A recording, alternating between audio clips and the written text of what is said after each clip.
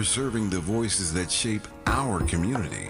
We know people have short memories, and as long as this Black Talk radio station is on the air, we will not let Altadena be forgotten. We are honored to announce that the Altadena Historical Society will officially archive our recent town hall alongside every episode of Conversation Live Altadena Rising with James Farr. This is the show of record, the definitive source for tracking Altadena's roots, resilience, recovery, and reunion.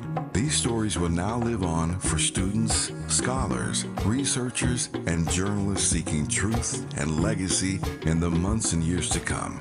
Because history isn't just made, it's honored, it's recorded, and it's passed forward. We're KBLA Talk 1580, and we've got your black.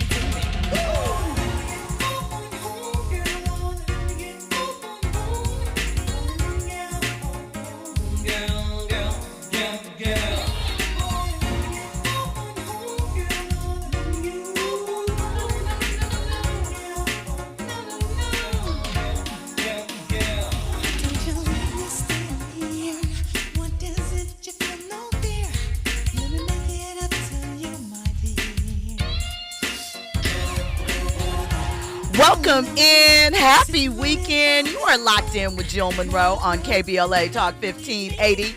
This is the show where we hit all the trending topics and headlines.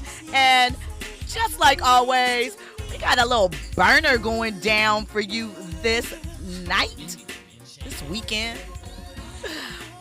Listen, I hope that you are relaxed. You got some snacks. Maybe a libation or two. It is the weekend. Shout out to all the mamas out there. We are loving and celebrating on you this weekend. But yeah, we're gonna get into some trending topics, and you know Andy is always on theme. So we got that little blast from 1988, I'll Be Sure, because we're gonna be talking about Mr. Sure. First up, I want you all to recognize that I'll Be Sure was one of the first rocking that Canadian tuxedo. If you think back to the video Acid Wash even, and he had his little bionic side dance that he would always do, and he would squeeze his lips together really emotionally. Those supercharged performances. Who would have known that I'll Be Sure would one day be a conspiracy theorist and be going to battle with P. Diddy? But Albie has announced that he has a book coming out, and he made some very explosive allegations in an interview. He said this before, but just kind of online danced around it. But now he's coming out swinging. So we're going to get into that. And we're going to talk about Gabrielle Union. She's getting real about what surrogacy was like for her and how it made her feel as a woman. And these are some very real and raw emotions, things that some women may go through. So I think it's important that we, discuss those things. And we have some interviews coming with Kerry Washington. She has a new film dropping, Shadow Force, comes out today, and we have some treats related to that for you guys. Plus, there is a new Netflix series based on the 1975 Judy Blume novel, Forever. But this is a very black version set in 2018 Los Angeles. The showrunner is one of our faves, Mara Brock Akil. It's called Forever. It stars Lovie Simone and Michael Cooper Jr. So we have an interview with the three of them so you can get into the deets on this series. It's about teen love, first love, and some of the challenges. I think it's worth checking out. I've seen it, and it's something I feel like it's needed. It shows an experience of Black life that isn't filled with trauma, right? There are things, because there's always things in life, and there are concerns real concerns, but not the type in the way that we have been accustomed to seeing it overall. So it's a love story. We'll get into that. And of course, before we get the night started, I have to get into a couple of conversation starters, things that are buzzing around here. And are you guys watching Law and Order? If not, you missed last night. Thank you, Andy. And we're going to get into some Law and Order stuff because we always do. First Take host Stephen A. Smith made his dramatic acting debut on Law and Order last night in an episode titled Tough Love. Smith portrayed Ted Hunter, a high-profile sports agent who was talking mess to his client about how he needs to get rid of his boys or he's going to be out the league, that his client isn't Katie, LeBron, Ant. He said those names. It's funny.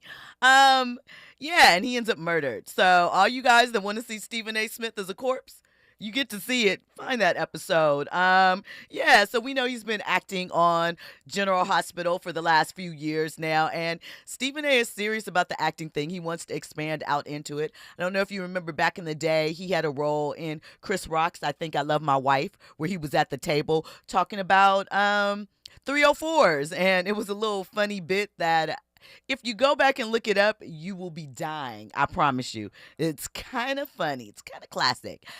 Anyway, we're going to get more into these trending topics and headlines when we come forward. You're locked in with Jill Munroe on KBLA Talk 1580.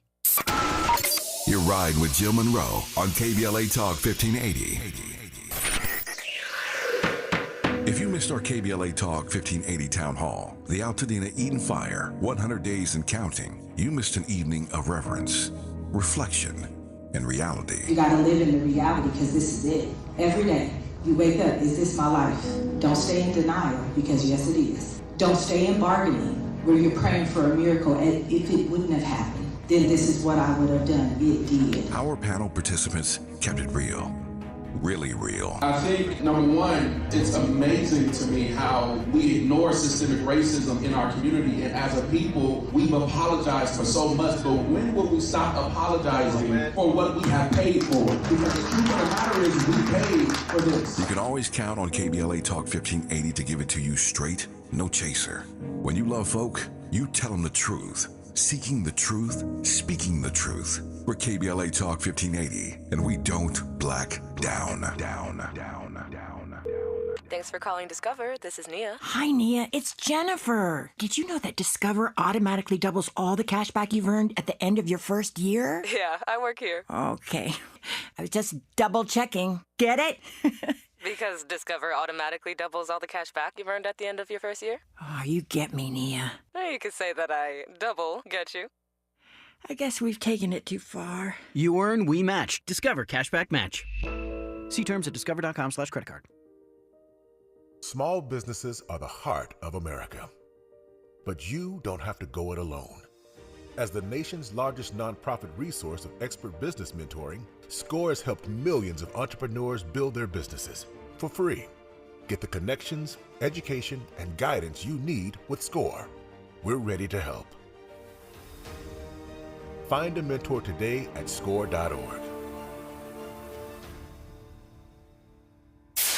KBLA Talk 1580. We've got a lot to talk about. Imagine a Los Angeles where everyone can thrive, where communities have access to the resources they need to succeed. That's the vision of Detours Mentoring Group, Inc. They're dedicated to improving life in LA County by providing educational support, employment assistance, and spaces for community engagement. By 2050, they want LA to be the best place to connect, create, learn, live, and play. They're working toward an education system that's well-resourced and culturally responsive, becoming a hub for artists and innovators, and making sure everyone has access to healthy food, quality healthcare, and safe housing. It's about building a future where we all have the chance to succeed. We invite you to learn more about their mission and get involved with Detours Mentoring Group, Inc. This is a community call to action from KBLA Talk 1580. Now back to more entertainment news with Jill Munroe on KBLA Talk 1580. Welcome back in. You were locked in with Jill Munroe on KBLA Talk 1580. So, listen, before we get into these topics and headlines, right? Well, it's still a topic and headline, but it's just something I want to share. Look, the Aunt Edward saga does not, it continues on, even while he's doing his thing in the playoffs right now, right? So his lawyer, or aunt, via his lawyer, is requesting the court to sanction his child's mother, Aisha Howard, that is the daughter's mother, accusing her of manipulation and unjustifiable behavior throughout their paternity case. He is claiming that Howard's plea to revisit a previous court order that denied setting child support in California, he insists that they never, hooked up here in Cali, and that... I hate saying Cali, by the way. That's just a side. He is still challenging her attempts to file there. Also noting that she hasn't submitted any signed leases, utility bills, or any substantial documentation.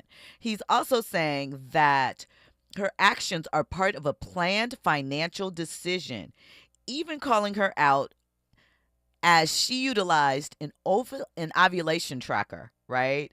And she submitted that data during court proceedings as evidence that she had a calculated plan against him. Basically, that she was plotting and planning, right? He's demanding sanctions be taken against Howard and that her attempts are strategic efforts to secure more favorable child support terms. And, a ruling hasn't come down yet. But, Aunt, you got to have some culpability, dog. You do. You do. Weren't you with your girlfriend at this time? Not our business, but I'm just saying you have to take some responsibility here. Andy? I agree with you because in a lot of ways, although he's great on the basketball court, right? I think his disposition, his attitude, I'm going to say just towards life, I think it needs to be maybe a little bit mature. And I only say that just, from the a recent post-game interview, Ant was being himself, which is cool. We like it. But then there was moments where it was just like, bro, just, you can grab the mic. You could actually talk, like it's fun and dandy. But then it's just like, bro, grow up a little bit. And that's the vibes that I'm getting from him. So hopefully he doesn't mess up his game or whatnot, but just a little bit, grow up a little bit. I think he needs a little tighter team around him, So let's get into this I'll Be Sure topic, and then I'll give you a Diddy trial update because we always have those. So I'll Be Sure sat down with Good Day today in New York, and on May 7th, he made some shocking claims about his health crisis back in 2022 and the death of Kim Porter. He said these before online, as I've mentioned, or alluded to them in the very least, right? He is alleging that his multi-organ failure in 2022 was not an accident, and he said that Diddy and his associates could have been involved in it. He said that health crisis was unexpected and suspicious. He also pointed to deeper conspiracies about Kim Porter's passing in 2018. So, as you know, Al and Diddy both share children with Kim Porter. And she passed away in her home in Toluca Lake of pneumonia. But Al B is saying that she was in good health and that she tried to warn him before her sudden passing. He also revealed that he tried to contact law enforcement about trafficking allegations linked to Diddy, but was ignored. And he suggests that the authorities were protecting him. He also claimed that he was threatened for his social media post and pressured to delete warnings he shared online. Let's take a look at what Al had to say. Listen to what Al had to say. There's no hustle. There's no marketing. I'm living my truth, and it's time. So you were in that coma in 2022. You had the liver transplant. You had the tracheotomy. All that stuff that went on. Multi-system organ failure. Yeah. Right. 60. Have they figured out what happened yet? We will. No, have the doctors medically, what happened to you? Yeah, what happened? So, because you just collapsed, right? Yeah. So, just mysteriously out of the blue, which We do talk about it in the book. Yes. What that, I want to get into that. What that process is.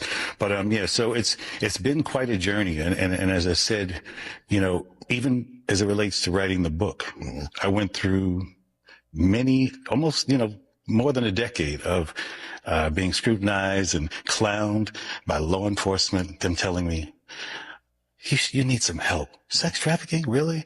What's wrong with you? No way. Not realizing that they were also working for the situation. Because you were hinting, saying, posting. Yeah. I get calls, take it down or else, so on and so forth. But this is about Diddy, so let's be clear for everybody that doesn't know. Diddy, who's about to, his trial's about to start. Yeah, yes. They're selecting a jury. But you were on this train years ago.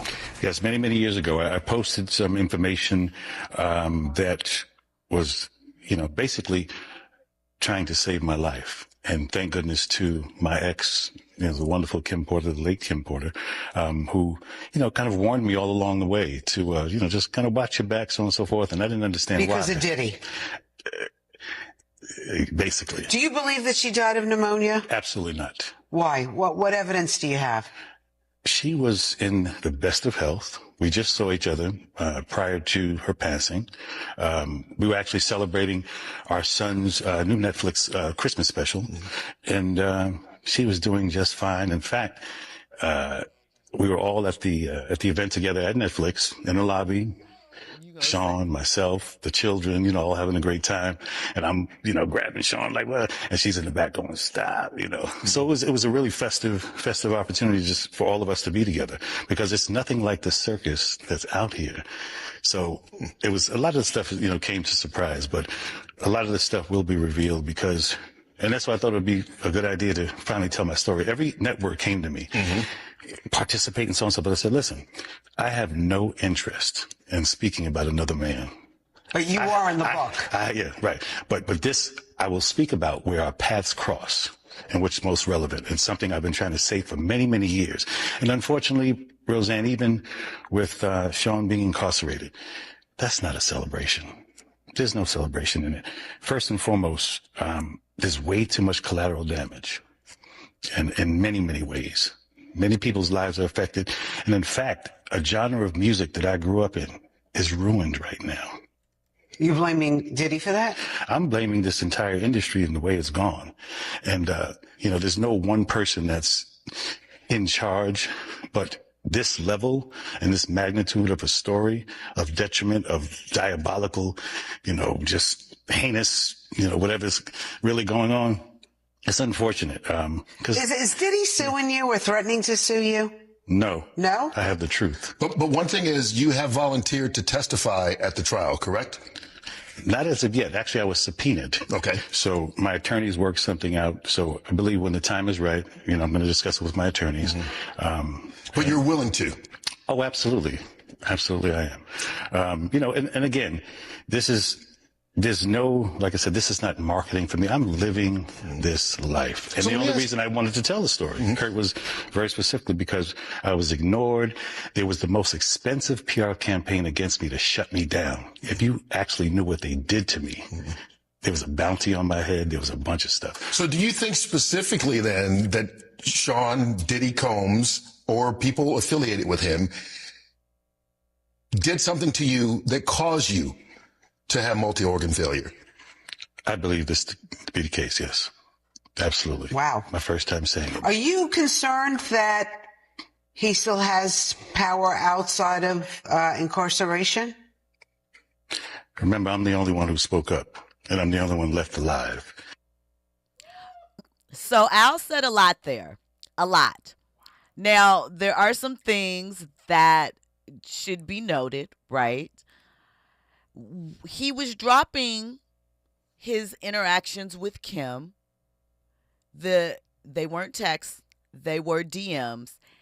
And to be honest, Kim's reactions, again, not knowing the relationship that they had formed at this juncture, seemed polite, but it was more conversation from Al's side and Kim saying one-word replies or emojis or whatever. But, again, who knows if they had further conversations. The book is about this, but I wonder, and this is just a question, will Al address why he wasn't more in Quincy's life? And before you say, well, Diddy probably stopped him, Al has other children who he was equally absent from in their lives. That has nothing to do with Diddy. So I wonder if he's going to spend time on that. I wonder, again, we know Diddy is the big bad wolf, right? But is he the big bad wolf? I don't know. No, I'm just saying. I'm not saying that Diddy has not done some heinous things, and we're certainly about to hear about more of them. But do we think that Diddy is shutting down Al's organs? What harm could Al B. Sure do? And if he was going to do it, why hasn't he done it? Why did it take the feds coming out for him to really come out there? You said you were protecting yourself. You were saving your life. I don't know. There are some things that Al has said and done prior to the stuff with Diddy, that just have seemed a bit off to me. But again, I wasn't there. I don't know, right? We will have to see. But there are some questions on Al's side too. Is he going to discuss why Kim ended up on Puff and Misa's couch while he's talking all of the big bad wolf things about Puff? I'm just asking. So we're going to have to see. I'm curious. I'm not saying that he is not telling the truth. I'm not saying that he is. I am saying a little cloud chase. This has gotten a little cloud, a little bit. However, right? We will have to see if he comes with facts and dates and times that align, and this information that he has, this evidence. Because this is your opportunity to go on record and speak against Diddy, and you are discussing it with your lawyer. You believe this man murdered Kim, and you aren't absolutely going to testify. You are in conversation about it. I don't know. You don't think that the authorities are the best ones to handle that, but you think that you feel you are in fear of your life. Again, I'm just asking questions. Because the flip side of that is Diddy has absolutely done some things that would make people say, but it's possible. And it is, right? Right. The chat is bustling over. Royale Jenkins says, Jill's asking some good questions. Morris Phillips says, Jill, you cold. I'm sorry. Fahima says, Diddy Combs did legally adopt Quincy Brown. I'll DM you the receipts.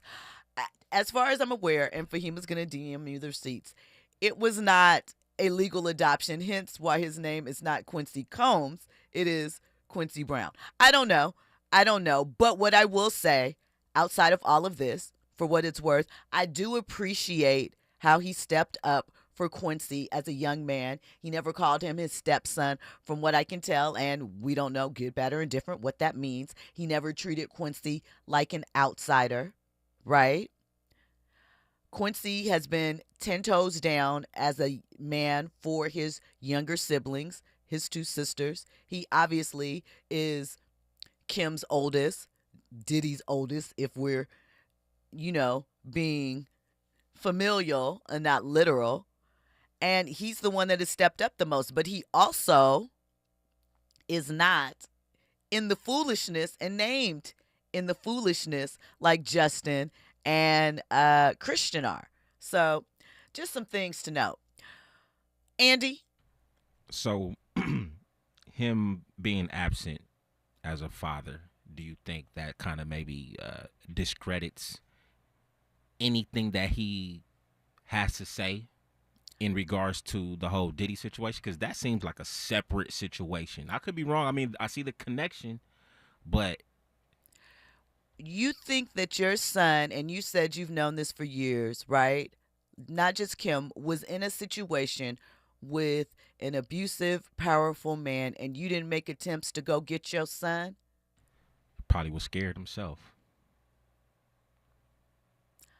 I think that you were giving Al, right? Because here's the thing. You're giving him a lot. I am. You are. Because here's the thing. Diddy has not been Diddy the entire time. Christian is over 30 years old. I mean, not Christian, excuse me, Quincy. When was Quincy born? Quincy was born, Quincy's in his 30s. So he was born late 80s, early 90s. And he was absent even then, like in the beginning, like before Quincy turned 1, 2, 3 The way years that old. Kim ended up with Diddy is because she left Al because allegedly he was a little handsy and a little cheaty, and she ended up on Misa and Puff's couch. So I don't know. I'm not, again. Did they resolve things? Albie Shore and Kim Porter? Much, much later. Okay. Much, much later. Okay. But Quincy has never been my dad.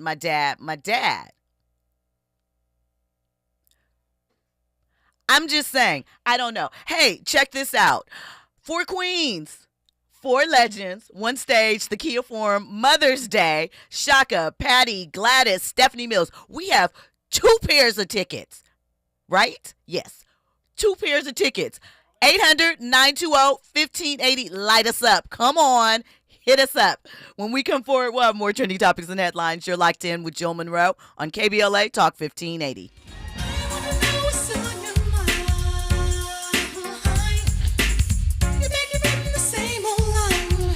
You love me and you care.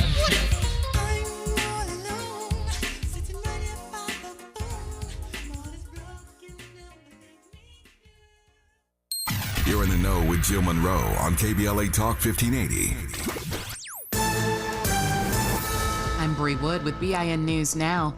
Black pastors in Grand Rapids, Michigan are disappointed but not surprised at the jury's deadlock in Christopher Scher's trial for the murder of black man Patrick Luoya. Pastor Jerry Bishop of Life Quest Urban Outreach says the justice system needs changes. The question is where do we go from here?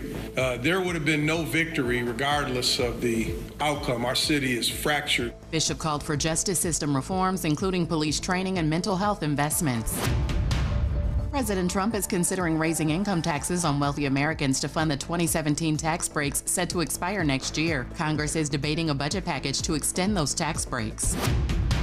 And Netflix is rolling out a redesign for its homepage on TV screens, the first big makeover since 2013. Starting next week, the page will feature fewer titles and more videos. Company officials say the goal is a sleeker design. Get BIN News Now on demand 24/7 on the iHeartRadio app. A big traffic jam in Burbank as police activity has the 5 shut down near Verdugo Boulevard.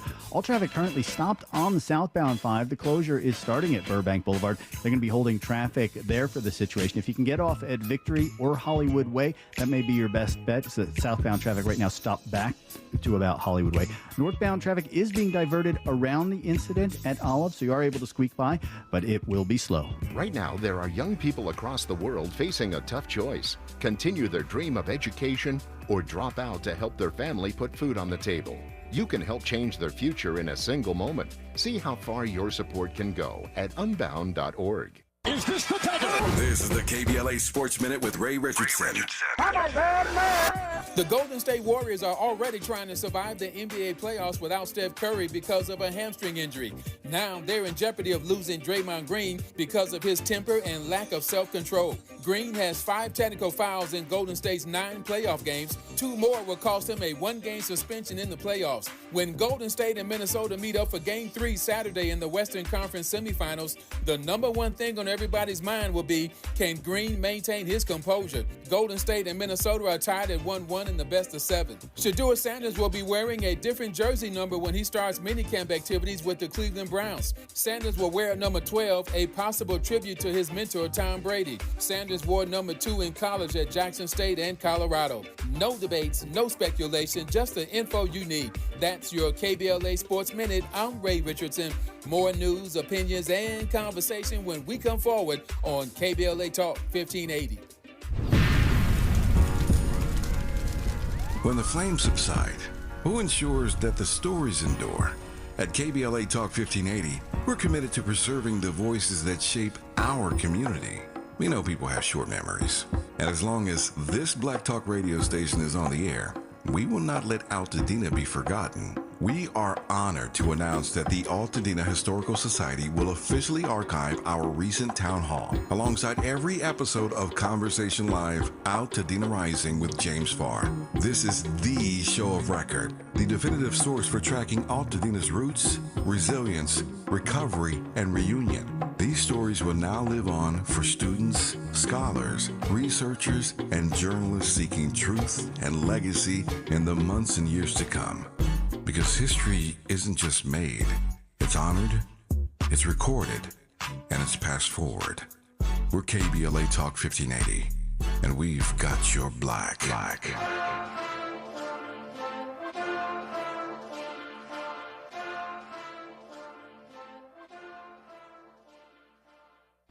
At Providence, health equity is the foundation of our community health initiatives, ensuring care reaches those who need it most. Heart disease is the leading cause of death in America. African Americans face a higher risk of life-threatening issues like hypertension, the #1 cause of stroke. 55% of Black adults have high blood pressure. The good news is 80% of heart disease is preventable with healthy lifestyle changes and patient-centered care provided by the Providence Heart and Vascular Institute. From routine screenings to advanced procedures, Providence provides comprehensive care for the heart conditions that overly impact our community by ensuring patients receive treatments tailored to their needs. Let's stop the trend of being 30% more likely to die from heart-related problems. Take charge of your heart health with world-class cardiologists who deliver the compassionate care you deserve.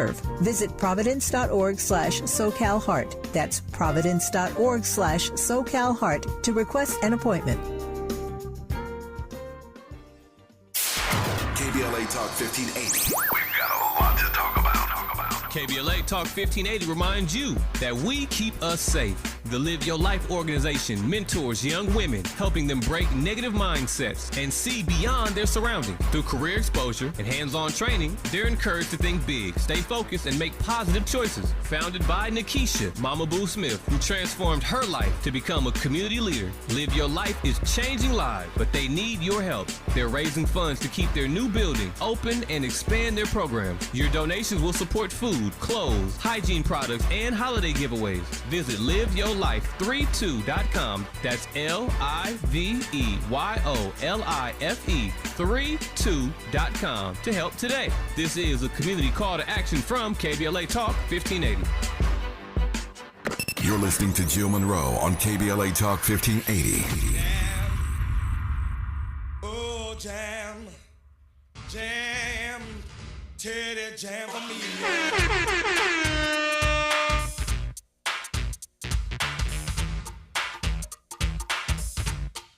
Teddy jam for me, yeah.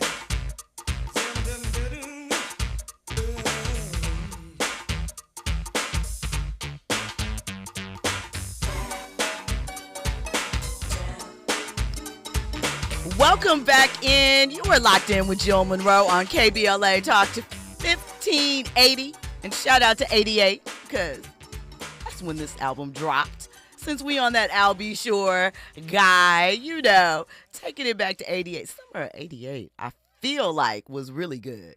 I feel like. Hip-hop, golden year. Right. It was. That's was the one. Yeah. Michael Jackson. Shout out to Entertainment that. Was that was in the 80s. bad. Like, that was the bad album. Yes. All right. Shout out to that. Well, listen, if you did not get those concert tickets, and shout out to the winners, we appreciate you riding with us. Andy's going to tell me who won right now. Shout out to Michelle Brunson And shout out to Deborah Bradley. Congratulations. Congratulations. I hope you guys enjoy it. Listen, it's Mother's Day, so I still got treats for you, right? Coming up, we have an interview, like I mentioned, with Kerry Washington for Shadow Force.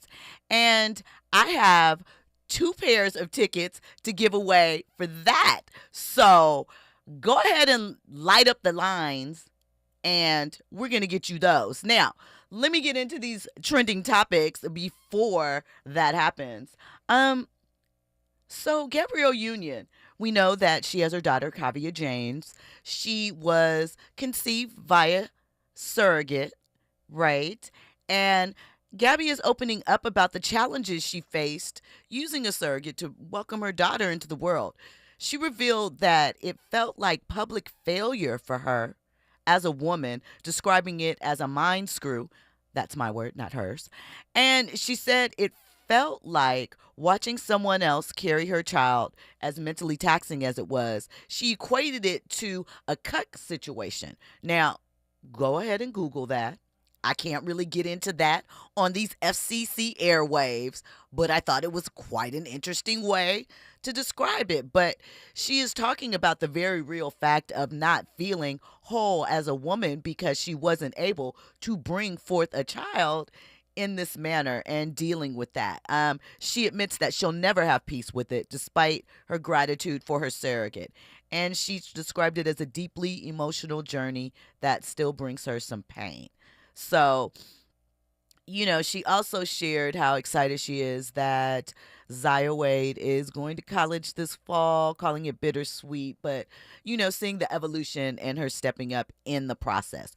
All right, so I mentioned Kerry Washington. We also have interviews coming up with Mara Brock Akil, Lovie Simone, and Michael Cooper from the Netflix series, excuse me, Forever. I want you to stay tuned for that. And once again, happy Mother's Day from all of us here at KBLA. Oh, yeah, and call in for the tickets. If you want to go see Shadow Force this weekend, go to the movies on us. We got 2 pairs, 800-920-1580. And holla at us on social media. Tell us how you like the concert, the movies, all of that. Stiletto Jill, KBLA 1580. Lock in and light us up. We'll see you guys on Monday.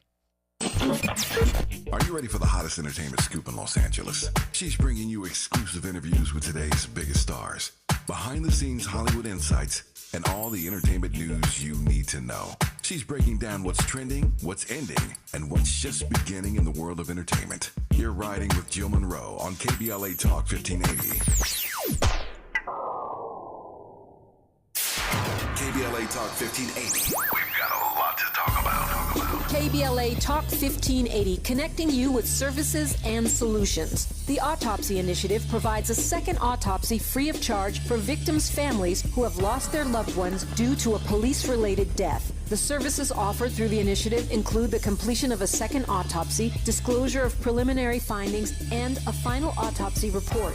A police-related death is when an individual is harmed by police officers using deadly force, which results in an individual's death. Police-related death includes in-custody deaths, including those that arise during contact with law enforcement officers during arrest, pursuit, booking, transport, or incarceration. The Autopsy Initiative has a team of board-certified pathologists on call. An autopsy request may be completed by anyone with a close relationship with the victim, which may include the victim's spouse, partner, relative, close friend, or lawyer. To request a free second autopsy for a victim of police violence, please visit knowyourrightscamp.com. That's knowyourrightscamp.com. Then click on Autopsy, then click on Request. At KBLA, we believe in justice for victims of police violence. We say their names, and we don't black down. This is a community call to action from KBLA Talk 1580. The Comedy Connection series featuring KBLA's Zoe Williams, the voice of reason, and the alpha male of comedy, Ray Grady. We're going to transform relationship disasters into stand-up material live at Inglewood's Miracle Theater on May 31st at 7 p.m. Pacific Standard Time. My clinical team will disclose all of your dating woes, while the alpha male of comedy, Ray Grady, has hand-selected supremely talented comedians to roast all of our tragic relationship choices. I dare you to bring your ex's phone number because Ray, he's going to text it live and the crowd will be sourcing emojis. Tickets are moving swiftly, so don't hesitate to grab yours at themiracleinglewood.com before I diagnose your dating history as a pre-existing condition. This is the story of the one. As a lineman, he does whatever it takes to keep the power on in his community. And he wants a partner like Grainger who does the same. Grainger offers the professional-grade products he needs, from voltage detectors to harnesses to hard hats, plus fast, dependable delivery, so he can rise to every challenge. Call 1-800-GRAINGER, click Grainger.com, or just stop by. Grainger, for the ones who get it done. Still getting around to that fix on your car? You got this. On eBay, you'll find millions of parts guaranteed to fit. Doesn't matter if it's a major engine repair or your first time swapping your windshield wipers. eBay has that part you need, ready to click perfectly into place for changes big and small. Loud or quiet, find all the parts you need at prices you'll love. Guaranteed to fit every time. But you already know that. eBay. Things, people, love. Eligible items only. Exclusions apply. Lena Bloom for the Bail Project. Imagine you're stuck in a jail cell and you can't afford bail and someone offers you a way out. Just plead guilty and you can go home and kiss your kids goodnight. What do you do? What thousands have. You plead guilty whether you are or not. Cash bail makes poverty a crime. That's why the Bail Project helps those who can't afford it while fighting to end cash bail. Because freedom should be free. Brought to you by the Ad Council. Hey, what's going on? This is Shang, and you're listening to Unapologetically Progressive, KBLA Talk 1580. Ready to order? Yes. We're earning unlimited 3% cash back on dining and entertainment with a Capital One Saver card, so let's just get one of everything. Everything? Fire everything. The Capital One Saver card is at table 27, and they're earning unlimited 3% cash back. Yes, Chef! This is so nice. Had a feeling you'd want 3% cash back on dessert. Ooh, tiramisu. Earn unlimited 3% cash back on dining and entertainment with the Capital One Saver card. Capital One, what's in your wallet? Terms apply. See CapitalOne.com for details. Hear that? That's the sound of your life. Perfectly imperfect. Beating in rhythm to the world you've created. But every time you drive after drinking, the music gets drowned out. Your life sounds pretty great. Don't let a buzz ruin it. Buzz driving is drunk driving. Don't drive buzzed. A message from NHTSA and the Ad Council.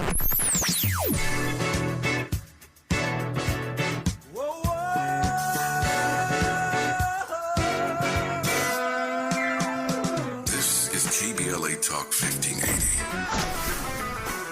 Talk radio. That's music to your ears.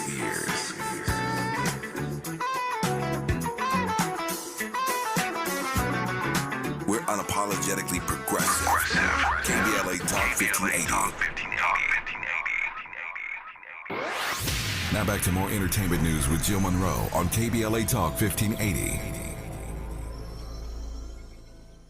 So, I mean, Kara was so badass. The way she put together her weapon, one particular scene where I was like, oh, Carrie's truly in her acting bag. I mean, her action bag, excuse me. Yes. What was this for you, both behind the scenes producing as well as creating the character?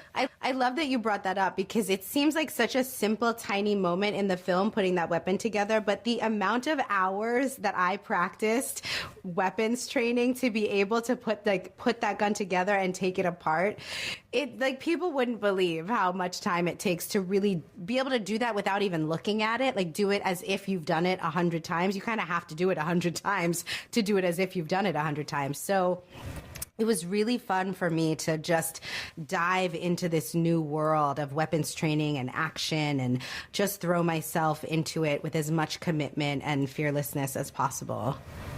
I love that. I also love that we don't often get to see a Black couple as the lead of an action franchise. So can you talk to me a little bit about that aspect of the story and building chemistry with Omar?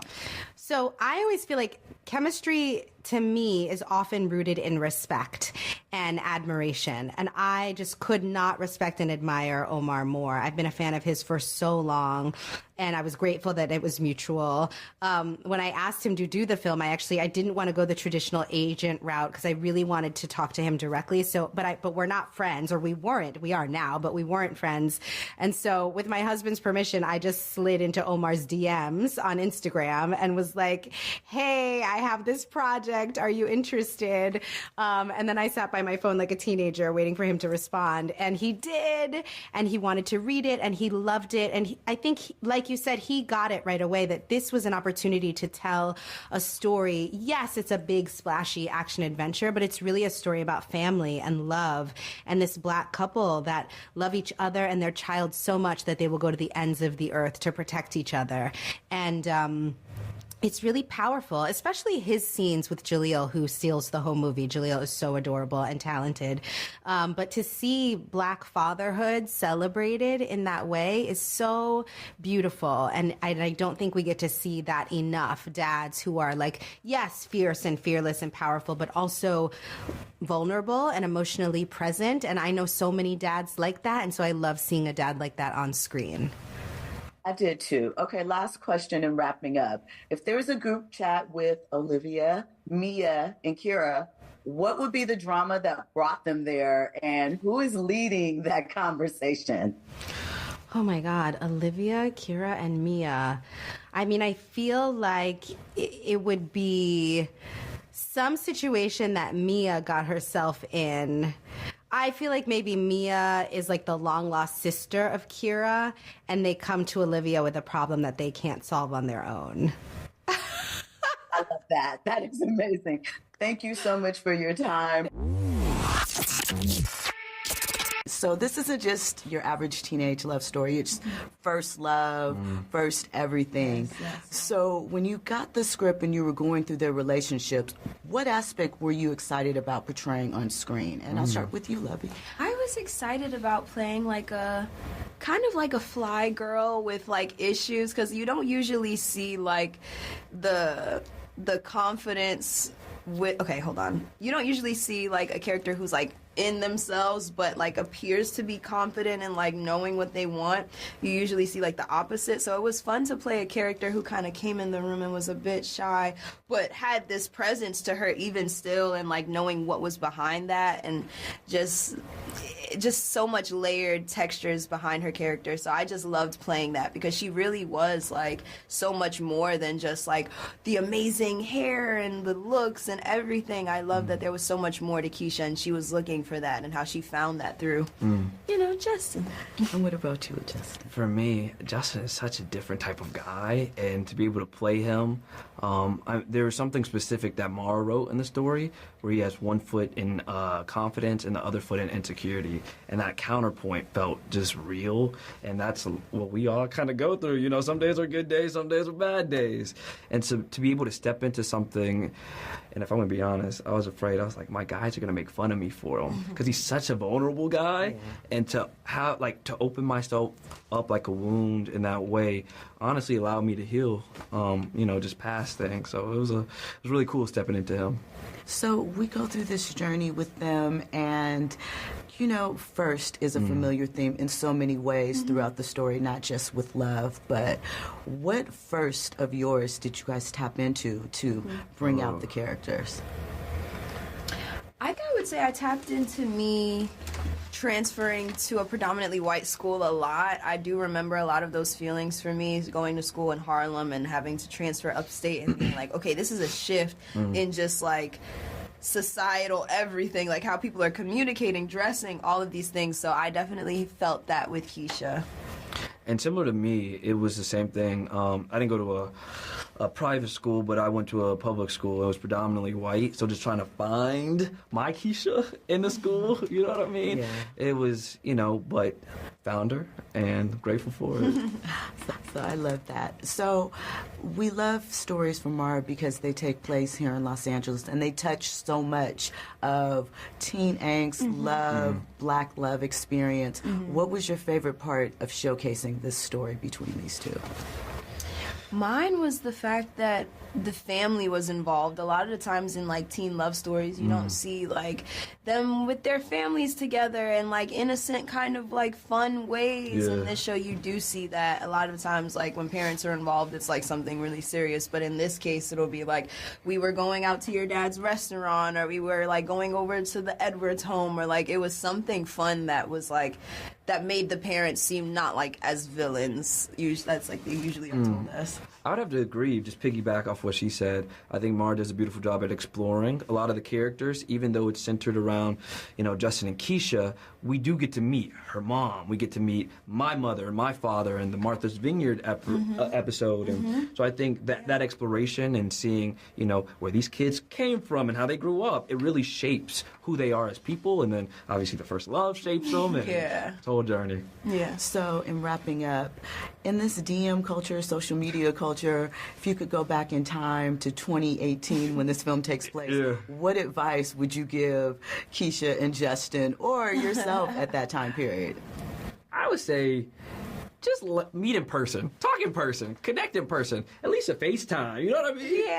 Yeah, I'm gonna say that too. I do think a lot of their issues would be resolved if they were like face to face. Absolutely. Yeah. So Mara, you have to know that you're like my friend in my head, like similar age range. When you lived in LA, we grew up in the same neighborhood. Oh, come on. So seeing your work through Judy Blume is like amazing because that was impactful for me growing up as well. So what was it about the Forever story that made you say, I want to see my lens through this particular story? I remember how crazy I was about the book. Not just me, my whole friend group. We were passing that book around. Pages were falling out. We were paper clipping it together.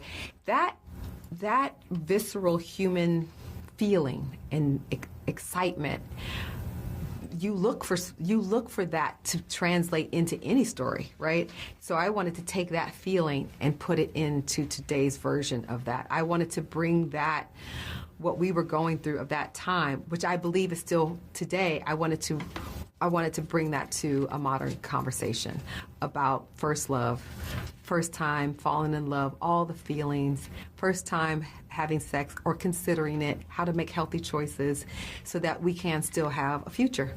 That's a universal story. That's universal all over. And I thought it would just be fun to look at that story through a Black lens, whereas Judy wrote such a beautiful, authentic story. I was able to project myself into the pages of that and use my details. Now I get to show you a little bit of what it could look like if it were, if the characters were Black. Real simple, but wanting the same thing. Absolutely. So Regina King directed the first episode. What was it like culturally reshaping this particular project together? Because you both are amazing storytellers and so great at telling our stories. When you want to do something right, you go get the best. And I really enjoyed getting an opportunity to have a project that would excite Regina to want to collaborate. And so us being able to put all of our details, funny enough, where Keisha is from, we both are from that neighborhood. I know. And to put all of that love into the lens, into the details, into the references, that's a joy to sort of world build, and that's a part of that feeling. It's a part of that anchoring people into that truth, that authenticity, all of that love, basically. Also, it was fun and needed to work with Regina to help us anchor in Lovie and Michael into Justin and Keisha. Who better to work with than someone who has given us such beautiful, nuanced performances in her own career? And then, it was also a reunion for us because early in Regina's directing career, I was able to give her one of her first directing gigs on Being Mary Jane. So this was a reunion of sorts, looking for something else to do together in this collaborative art form that I love so much. So you bring us so many great love stories where we're reflected in the characters and their love. Where does Forever stand alongside that, or how do you want people to look at it as far as Black romance in those sort of conversations? I want them to delight in the scope and the intimacy, the epicness of our details, our culture, you know. It's funny that there's this saying where people say, oh, they love our culture, but they don't love us. I think it's time for people to love us. And there's a chance to sort of, as we remember our first loves, as we engage as a global audience to think about love, there's an opportunity to love Justin and Keisha, which just translates to more love outside of the storytelling into real life. I think that's what great art can do, is make you look at yourself and then go live a life that is fuller and brighter because you have either read that story or watched that story. So this deals with first love, but so many other firsts are experienced through their story. What from your life of a first did you pull from to put into this story? Well, first time being a mom. Making some of the mistakes of, like, out of love, you realize you started to parent out of fear, you know, because you want them to get there. And I think my first, I therapized myself a little bit in this and realized, oh, I just need to back up a little bit. You know, Eric says that a lot. Just give them a minute. It's okay. It's okay for them to get their bumps and bruises, as long as we keep our eye on them. That, you know what I'm saying? Our eye on them. And now I also have compassion for not only myself, but parents who parent during this time, especially during that time between Trayvon Martin's death and George Floyd's, where it felt like we were alone and screaming about the safety of our children. So I have compassion for myself, but it was a first time going through that. And how do we make that room? I think the other first that I brought in is just my first love. I remember the feeling of falling in love. It does not go away.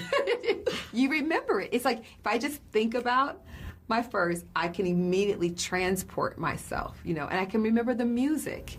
And that's another thing that I wanted to bring into the series. This generation had a certain sound of music, and wanted to bring that into the narrative, which was even like the idea that young people could make a living and making beats. It's the SoundCloud era. You know, the era of music was inspiring people so much, and technology was changing such that they had access to a future of maybe being music producers and winning a Grammy one day. That was a real. It was, but at an expansive rate. You know what I'm saying? That they were doing that. So it was really fun to sort of bring back in those, remembering the sound, remembering the love, remembering the joy, remembering, remembering trying to sneak in plain sight, which, you know, how to trick the parents, you know, all of those type of first things, all the fun of just wanting to be near the one you love. KBLA 1580 Santa Monica. I'm Bree Wood with BIN News Now. Black pastors in Grand Rapids, Michigan are disappointed but not surprised at the jury's deadlock in Christopher Scher's trial for the murder of black man Patrick Luoya. Pastor Jerry Bishop of Life Quest Urban Outreach says the justice system needs changes. The question is where do we go from here? There would have been no victory regardless of the outcome. Our city is fractured.